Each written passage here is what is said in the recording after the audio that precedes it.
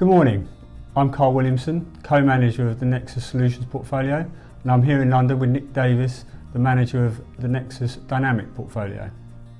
So, the steady state that David Miller alluded to last month was abruptly interrupted as the trade spat between the US and China escalated due to tariff hikes and increased threats from both countries. This was further escalated on a different front with Mexico. Time will tell as to whether this is just part of Trump's negotiation tactics. That is, put the opposition under extreme pressure, particularly at the last minute, in order to obtain the most favourable outcome.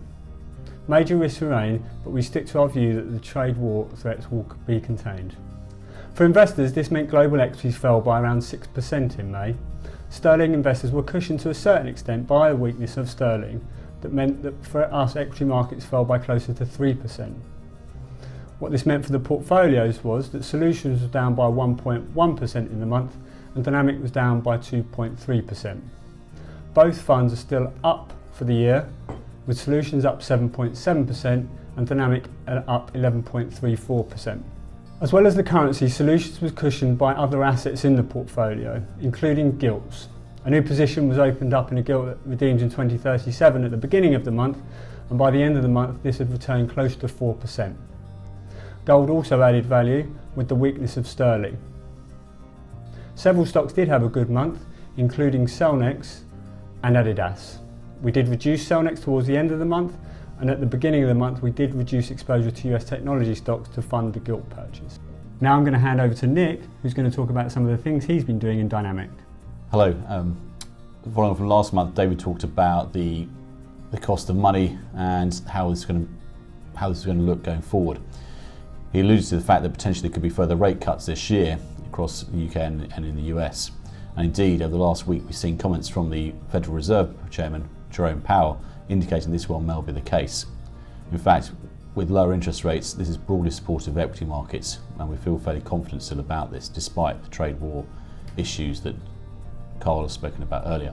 It's been an interesting month for markets, with the trade wars having a big impact on markets in general, but despite this, a number of our stocks have performed particularly well. As Carl mentioned earlier, Cellnex and Adidas both providing high double-digit returns. It's been very helpful to the portfolio overall in terms of the performance in a difficult market. In the UK, with Brexit concerns and political concerns, still a number of stocks have performed quite well. Sophos, breaking the trend for technology stocks over the month, has done well, and also Smith & Nephew on the healthcare side has been a strong performer for us. In terms of the US, a very mixed month, where actually one of the insurance companies, AIG, was one of the best performing holdings. Apart from that, it's been healthcare stocks and consumer staples such as Coca-Cola and Mondelez, the famous maker of Toblerones and Cadbury's chocolate now in the UK. These stocks have all performed particularly well and given us a helpful fillip in terms of the performance in a difficult market. We are in a quiet period for company news, and some of these stocks I've mentioned earlier were helped by good results for the first quarter of the year. We're heading to the summer months, so this leaves us with a period of general quietness in markets traditionally. However, the key question is what impact the trade tariff negotiations will have as we go forward over the summer.